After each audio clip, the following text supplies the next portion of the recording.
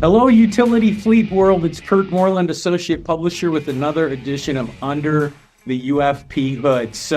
I'm here, at my desk working on some things, and I saw a news release come across my desk about a company that was using AI technology. The name of the company is Netradyne. We're working with a trucking company to help improve their safety. But what really, and I know there's a lot of vendors out there that do that, but what really caught my eye was that they're using AI with that. Yes. And all of us are kind of interested in AI, has piqued our interest. So I'm very happy to have with me as my guest, Adam Lang.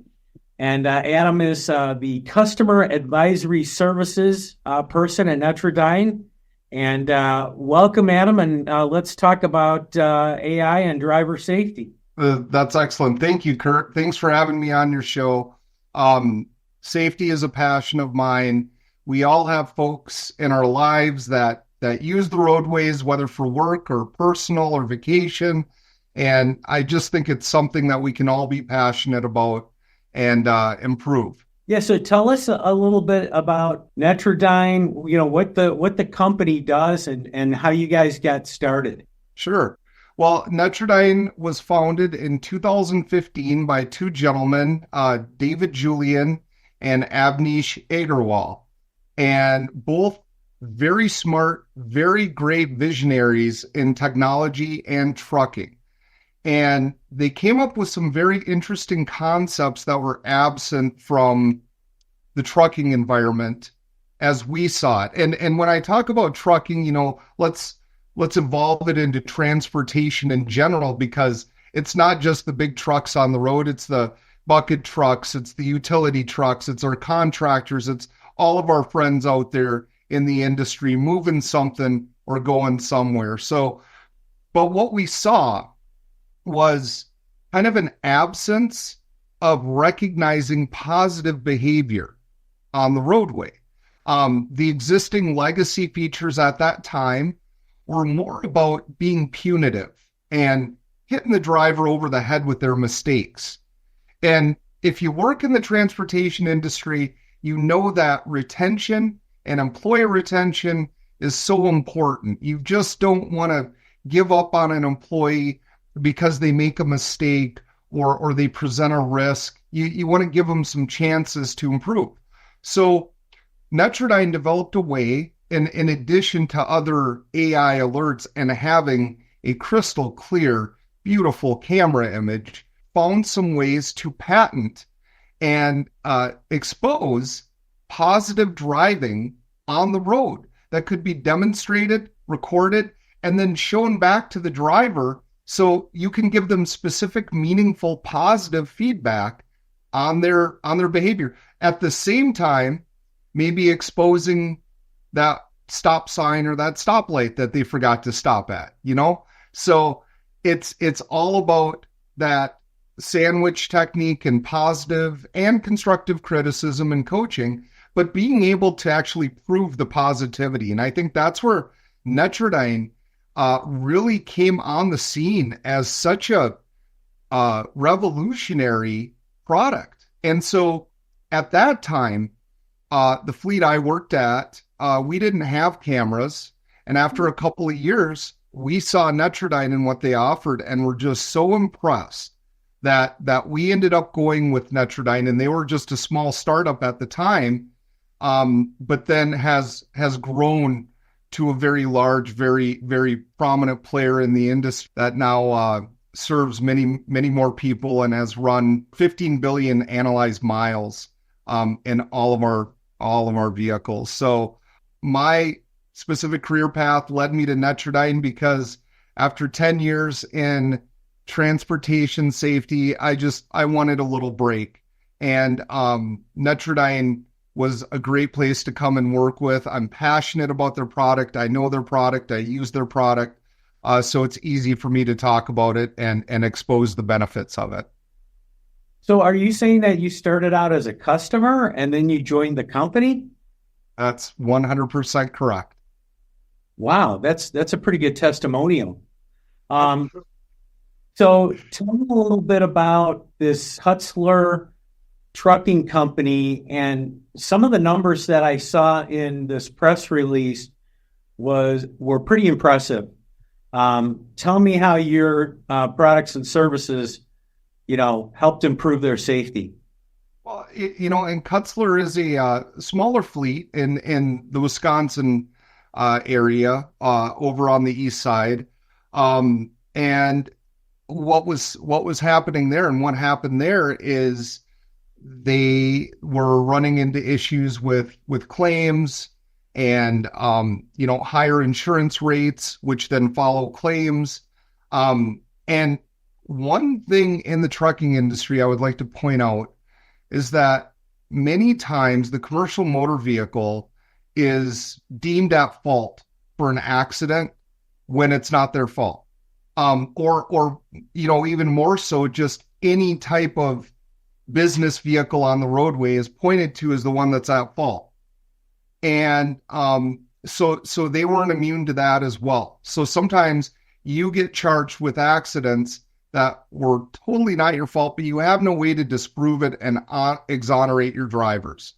So using Netradyne's Green Zone score, coaching methodology, products, Kutzler was able to improve, see better results, see less claims, and hence get better insurance rates all throughout. Yeah, I'm very proud of our industry in that they're very tech savvy. You know, they've gone far beyond GPS, and a lot of them have embraced onboard cameras and outward, facing cameras and alarms. And tell us a little bit more, kind of a deeper dive into dual facing cameras and how they help. Well, if I go back about 5 years, I would say that I was a little more reluctant of driver-facing cameras because I understood the needs of privacy and especially for the drivers that live in their trucks, the over-the-road drivers. But then it got me thinking over time that the best way you can really put a claim to bed is to show not only what was going on outside of the vehicle, but what exactly the driver was doing at the time of the collision. And if it shows an alert, responsible driver who's keeping their head moving, their eyes moving, their hands on the wheel, doing what's expected of them, then what a great exoneration story you can tell to any plaintiff's attorney. So it's an additional layer of defense. I will say, though, when it's bad, it can be bad because if it exposes a behavior that hasn't been coached or rectified by the company, then you can expect to see a little bit larger of a settlement. But all of that aside, it exposes the behavior that's going on inside your fleet. Whether or not you want to believe it, your drivers, your employees, they're texting, they're looking at their phones while they're operating your equipment. And that's just a fact. The companies that have driver-facing cameras likely have less incidents of it because they have the exposure to the camera and the ability for the company to coach that particular driver on that distracted driving issue.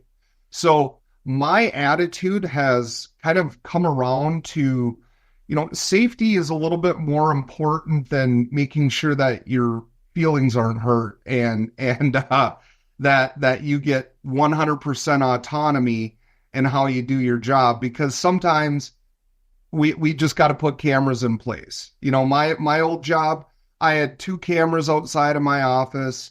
I had a camera inside of my office, cameras outside. That's just the way it is now. So I feel like it helps us by being aware of the camera's presence, but also being able to expose the problem so you can then address it, talk about it, coach to it, and hopefully improve it. Yeah, and I was going to ask you a little bit about the dual facing cameras, but On the press release, I saw that you guys have something called a green zone score. Can you tell me a little bit about what that is? And is that like EV environmental green or a different type of green? Different type of green, Kurt, but I like the way you're thinking. The green zone score was developed to kind of take a look at habits in driving. So to give you a little bit of insight on our green zone score, let's say that a driver is, going to drive for an 8-hour shift, and they're a local driver and they're just going from A to B, back to A, then to C, going zipping all over town, returning at the end of their day. And during the course of their day, they're going to encounter some stoplights, some stop signs, other traffic, speed zones, things like that. And let's just say for the sake of this discussion, the driver made a full and complete stop at 9 out of the 10 stop signs they encountered. The camera's going to see that, and it's going to not give them a perfect score, but it's going to take into account that they were 9 for 10 on the stop signs instead of just deducting points because they missed a single stop sign. And again, that's where we kind of came at the industry in a little different way, because you don't want anyone to miss a stop sign. And I'm not ever encouraging anyone to not obey a traffic control device. However, when you have that perspective and the driver was 9 for 10, instead of saying, hey, you missed a stop sign, we need to talk about this is serious, you can approach the driver and say, hey, bud, you were 9 for 10 today on stop signs. That's really good. I'd love it if you were perfect. I'd love it if you were 10 for 10, because it's always that one outlier that could get us into trouble. So it takes the whole driving day into consideration, no matter what the types of alerts are: speeding, following distance, stop signs, stoplights, the whole gamut. It's going to take the time that they were driving good and properly and following all the rules and proactively doing some things that trigger driver stars, like consecutive minutes of non-distraction. So if a driver drives for 3,500 minutes, which is close to 60 hours, mind you, if they spend that 60 hours distraction-free, they get a boost to their score, almost like extra credit. If a driver is driving on the highway and somebody cuts them off at a close distance, and that driver proactively reduces their speed, even by just 1 mile an hour, just create a little bit more space, they get a driver star. That adds to their score, and so it puts their total driving into perspective. Yeah, that sounds really good. Now, does your system monitor the eyes, like if they're starting to get drowsy, or I've seen where, that it picks up on that? Yeah. Yeah, there is some fatigue recognition that our system uses. Some of it has to do with frequency of yawning.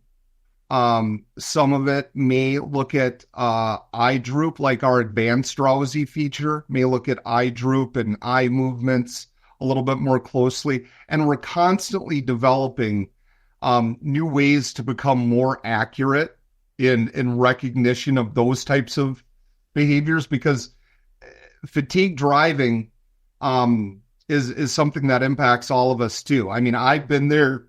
I'm sure you've been there. Nobody wants to be on the road when they're fatigued, and when they have a job to do, it's kind of hard to say, hey, I got to pull over for 3 hours and take a nap before I deliver this hot load. And that's the right thing to do. I will always say that if a driver called into safety when I worked in safety, if you gotta get off the roadway to take a nap or sleep, you do it. Don't worry about your dispatcher getting upset with you. It's okay by me. A safety will endorse you and protect you. in that situation. So, but yes, we do look at those features as well. Yeah, I actually acquired my CDL at one point in my life, and it was interesting. Some of the guys in my truck driving class were inquiring about CPAP machines, in the trucks.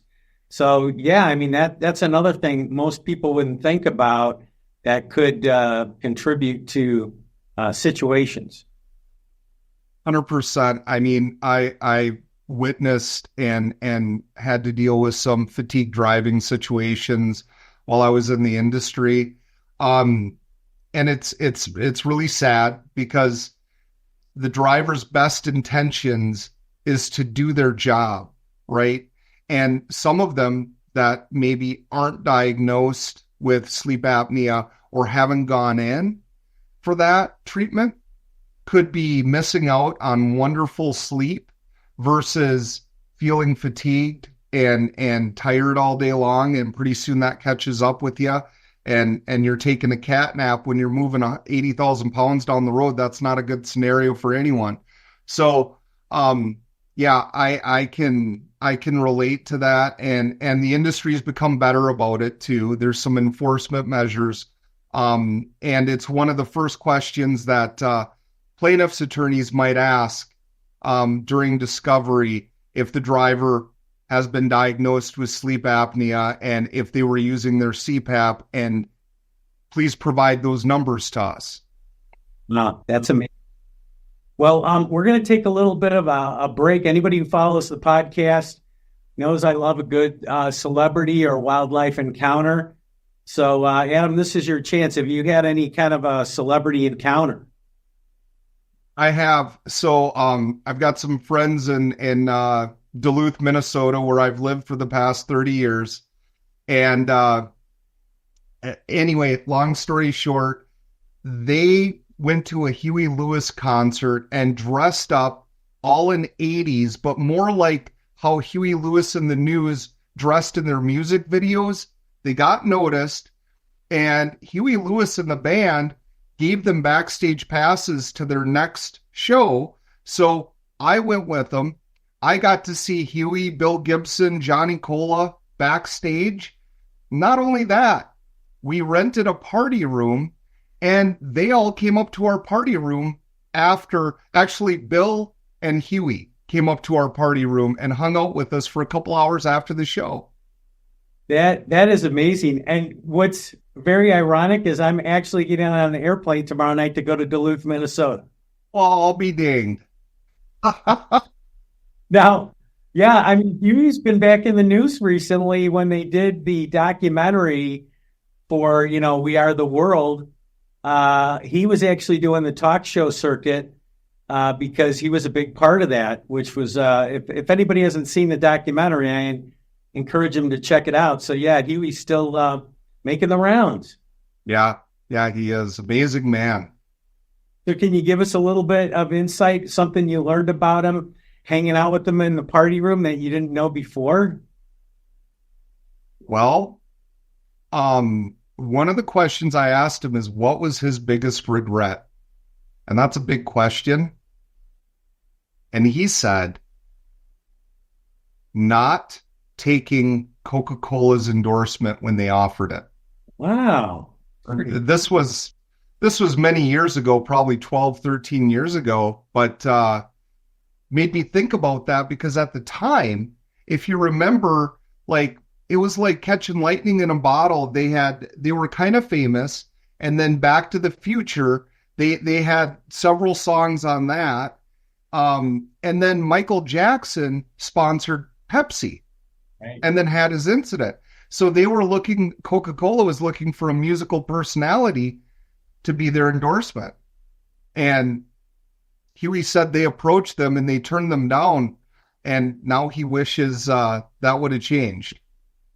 Wow, that's a good, insightful story. Well, I'm definitely a Huey Lewis and the News fan, and you make me want to go back and look at some of their music videos now. So, but I'm going to get a little bit back to business. I got some questions for you. I want to learn about some terms here.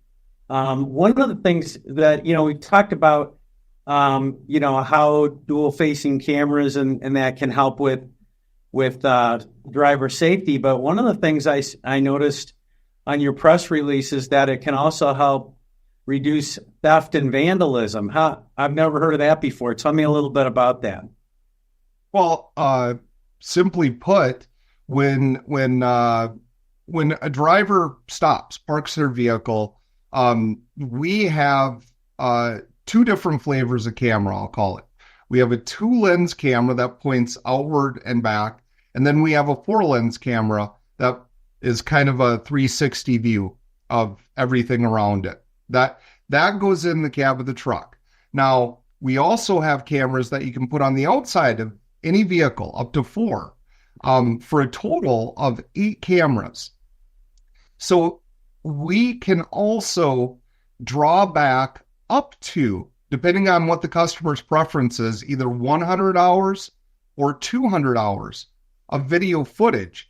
And we also offer a feature where every minute or so, or a couple of minutes, you get a screen capture so you can kind of look and see where things are different on that camera footage, hone in on it, pull the camera video, and then have actual video of what occurred. So you can capture what happened when you know something's happened, but also just by having a camera present, you institute something called the Hawthorne effect, where people know they're being watched, so they're probably going to behave in a better manner. So just by knowing if there's no good nicks or vandals about, and they approach a vehicle and they see a camera in the cab of the truck, they might pick an easier mark that does not have a camera in that truck, because that video footage, once it's captured, it's going to go off to the cloud, and it's going to go back to the customer, and they're going to see it, and they're going to be able to figure out, at least what happened and who did what. So we'd identify the vehicle, the culprit's vehicle, as well as, maybe obtain a license plate or something like that. Absolutely. With the clarity of the camera, license plate is key. And so it acts as a deterrent, but also you can capture that information pretty quickly when somebody does something around your vehicle. What is computer vision? So I knew you'd ask me that question, Kurt. And I'm a technology guy, but I'm kind of a simple guy too. I've worked for a trucking company for 10 years. I'm blue collar, but it's a field of AI that focuses on computers to identify and understand objects. And then it will interpret them and report it back to us. And over time, as you train it to identify certain things like a stop sign, this is a stop sign, this is not a stop sign. So when it makes mistakes, you have to train it again. And the back programming way that they do that, I definitely have no idea. But I do know that eventually over time, as they train the camera, it gets better. It gets more accurate so that it knows, hey, that's not a stop sign. That's just another sign that looks similar, but has different words on it or a different color, something like that. So that's what I understand of computer vision. Yeah, and I do understand that because at the beginning of the year, we launched a new utility security magazine, basically for information to help protect the infrastructure, like the substations. And I've been at trade shows where I've actually watched these AI cameras, and it's really cool. Like they'll zoom in on things like on a person or a vehicle or anything that's a little abnormal. Mm-hmm. Camera will lock in on it, kind of like a video game, and kind of like follow it or draw attention to it. So that's a pretty cool feature. Yeah, and on our cameras, you can see it when there's other vehicles. All of a sudden, you have a bounding box, we call it, that's around that vehicle. and it shows the following distance, and the color of the bounding box indicates kind of the relative danger. So if it's not directly in front of you, it might be blue. But if it's directly in front of you and it's only a second away, it's going to be in red. Well, I learned something new. Now I know what it's called, a bounding box, right? That's what we call it. Now I'll impress everybody at the security trade shows when I'm there, because I know what that is. Also, another term I didn't know about, edge computing. Yeah, that's another one where I kind of had to wrap my brain around it. But again, as I understand it, it's more of a networking philosophy that focuses on bringing computing as close to the source of data as possible to reduce the amount of time the information takes to get delivered to the end user. So when you're computing on the edge, as I understand it, it's computing closer to the area that allows it to send it quicker to the customer and using less bandwidth and processing power. What that means is you're basically getting an immediate analysis of something in front of you, and an alert, like let's say following distance, goes to the customer very quickly after it occurs in the vehicle. So you know within a minute or two what's going on in that truck. You get those alerts really, really quickly, and that's using edge computing. That's very interesting. Then, what really caught my attention is, I do hear about, cameras, cameras, but you guys seem to be very entrenched in AI. So we've talked a little bit about it, but are there any other advantages or things that an AI system like yours does that just a regular backup camera system wouldn't fulfill? Sure. So, I mean, the AI system is recognizing different risk behaviors with 99% degrees of accuracy. Or 99% accuracy, excuse me. So when you look at someone's overall green zone score, and let's say it's, like I said, it's on a scale of 0 to 1,000, and let's say your driver has a 950, okay? That's a pretty good green zone score. That means they only have a couple of issues here and there, but by and large, they have good habits. Now I see a driver with a 600 green zone score and a whole boatload of alerts. Well, AI has just helped me to point me in the direction of who I need to talk to. And before AI, Kurt, this knocked me off my chair at work. I remember when this happened. If you would have asked me before cameras, who are the best drivers in your fleet, or who are the, just safest, most productive, best drivers in your fleet, I would have given you a list of names that included drivers that had high miles, no accidents on their file, no tickets on their file, and just basically are good with the customers. Now, when we got cameras, we realized that some of those really good, safe drivers had really bad habits that they weren't even aware of, that they didn't even consider their following distance was too close until they saw it and said, oh my God, this is bad. So the best drivers in the fleet, to me, are not necessarily the drivers that are 100% accident free, although that's great.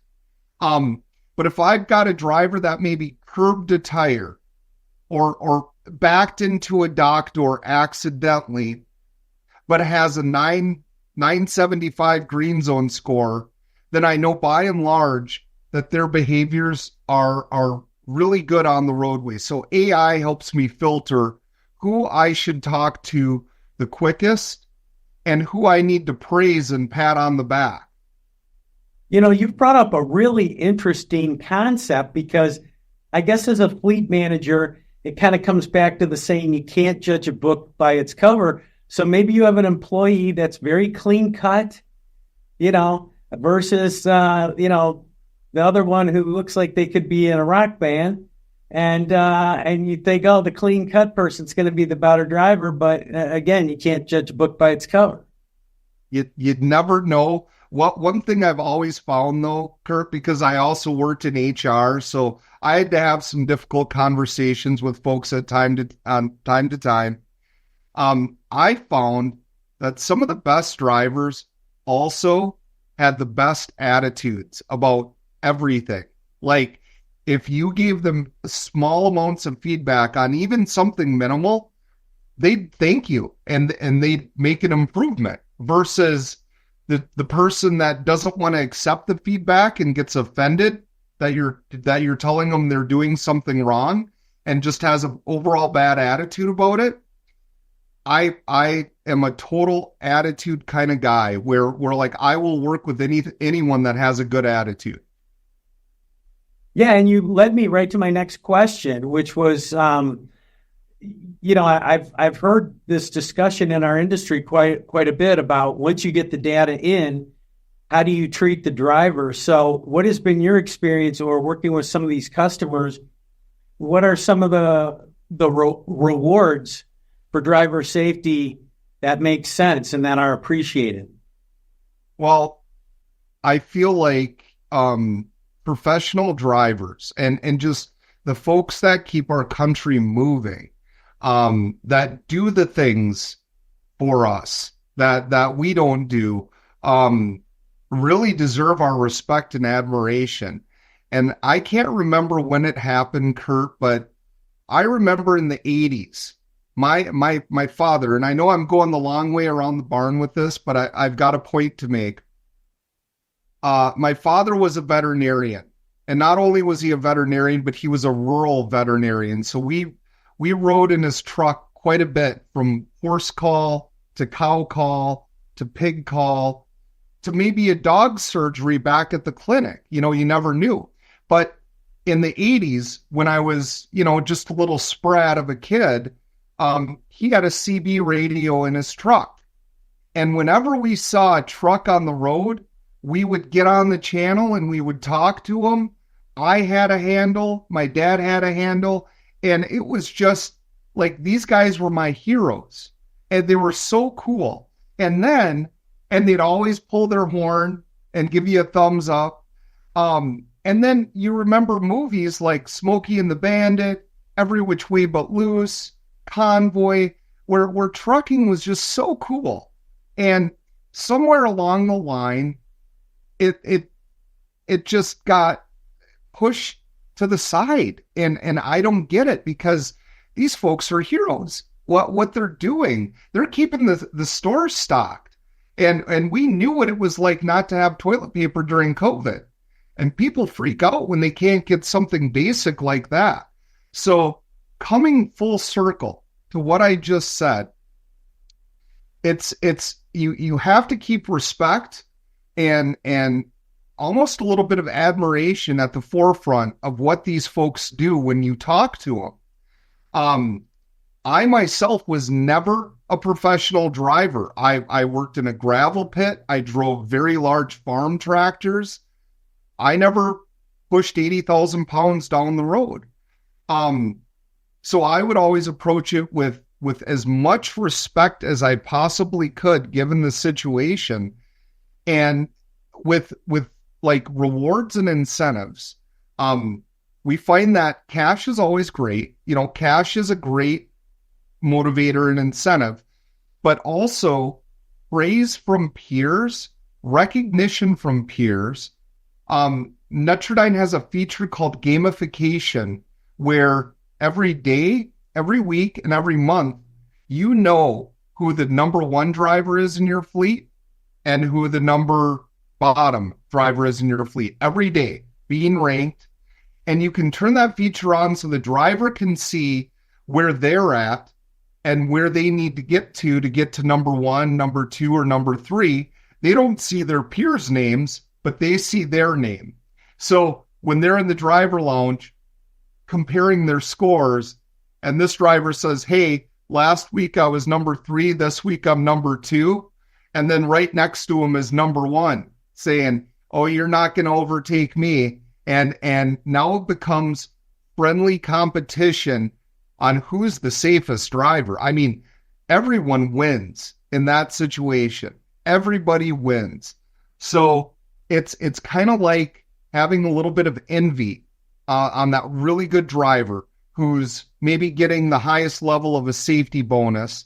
Maybe they get a special patch on their coat, their company coat, on their logo coat that says that they're a green zone champion, or in their company's green zone program, anyone above 900 is in the 900 club or the 950 club. And sometimes those actions where you can give the driver a meaningful gift or status within the fleet, it really, and give them respect, because that takes a lot of hard work. That works well, and that can change those behaviors into habits over time. Yeah, I'm in total agreement with you. When I went for my CDL, I got a whole new perspective, and I believe that anybody who gets a driver's license should have to ride with a truck driver for a couple hours, just to see what it's like, and you wouldn't pull out in front of them so quickly and expect them to brake in time. And then also utility fleet professional. We used to cover Goodyear had the Highway Hero program. And boy, I'll tell you, some of those stories from the nominees that bring a tear to your eye. I couldn't agree more. Programs like that are phenomenal. In the trucking industry, we also have something called Highway Heroes, Truckload Carriers Association Awards. But yeah, like whether you're a bucket truck operator, you're moving fuel down the road for a company, or you're hauling food, or you're a logging truck, hauling logs. These guys see things happen, and sometimes they are heroes when it comes to the actions they take. Yeah. I'm sure there's a Trucker Hero Appreciation Day, but I don't know when it is, but there should be if there's not. There's a week. Oh, good. Truck Driver Appreciation Week is, I believe, oh boy, you're putting me on the spot here, Kurt, but I think it's the second full week in September. I could be wrong there, but Truck Driver Appreciation Week is a week of just cookouts, awards, drawings, gift cards. People go nuts for it, and it's great because it should be truck driver appreciation every day, or again, just driver appreciation, right? It just doesn't happen in our society like it used to, but at least it's a nice long week of a lot of fun, rewards, and some of the drivers that miss it because they're out trucking or over the road, or maybe you got a guy that's got to spend a couple nights away from home because he works for the power company and he's repairing utilities. They're away from their family and from all the festivities while everyone's having a good time. You make sure that they come back home with some sort of a reward or recognition during that week. Everyone's got to get something that shows appreciation during that week for the drivers. Well, Adam, you're right. It's 2 months from now. It's September 15th through the 21st. Excellent. Everybody put that on their calendar. And there's also a Lineman's Appreciation Day in week 2. So, and I think that's the following month in October. So, well, man, you have been a wealth of information. I have learned so much. And this discussion has definitely accomplished the goal of doing a deeper dive into, cameras and providing safety. And certainly we got a better look into technology and the future of this industry. Well, I appreciate you having me on, Kurt. It's been great. I've got a huge amount of respect for what you do and what your listeners do, and we're not all that different. We still face the same hazards and the same risk every single day. So, I wish everyone that's listening right now a safe day. And I appreciate everything. That's fantastic. Yeah. And Netradyne is on LinkedIn, Facebook. You guys are out of San Diego? Yeah, our base of operations is in San Diego, California, where a lot of technology focuses on. You can reach us by phone. You can also email us. Go to our website. That's probably the quickest way to get in touch with us. Is go to our website and just hit the chat bot that will connect you with a real person, and talk to them about the safety solution, because I got to tell you, it was changing at our company, definitely culturally changing, some pain at first, but then great results over time. So I think in this day and age, if you don't have some sort of a camera telling you what's going on inside and outside your vehicles, you're just exposing yourself for more risk. Wow. That's great advice. And yeah, I imagine you guys have some YouTube videos, demos. We do. We have some great content out there.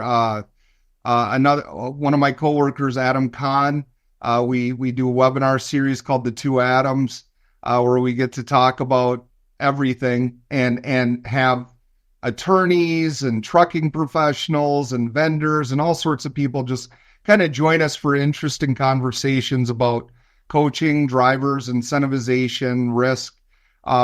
So it's a pleasure. It's a lot of fun, and we'd be happy to talk to anyone in any industry that has a moving vehicle that poses a risk, and we will help.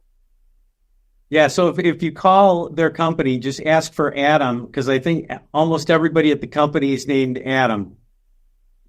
There's at least 4 of us. Yeah, you guys must have fun with that. Adam Smashers, Adam Splicing Adams, all kinds of things. Kurt, I'll give you that phone number too if some folks want to call in. It's 833-476-9663. They can ask to speak to a salesperson or somebody about the Netradyne solution. Or, yeah, they can ask to speak to me. They'll have to transfer it to my cell phone here in Duluth, Minnesota, Superior, Wisconsin, and I'll pick up. I'm happy to talk. Well, maybe I'll be meeting you at the Perkins tomorrow or the next day. Hey, I'm about a mile and a half away from the Perkins in Superior, Wisconsin. That is awesome. Life is great, isn't it? It is. All right. Well, you've been a fantastic guest, and we've all learned so much. And thanks again. And I just want to remind everybody, much like Adam Lang at Netradyne has said, our tagline here is roll safe out there. The views, information, and opinions expressed during this podcast are solely those of the individuals involved and do not necessarily represent those of Utility Business Media and its employees. It is strongly recommended that you discuss any actions or policy changes with your company management prior to implementation.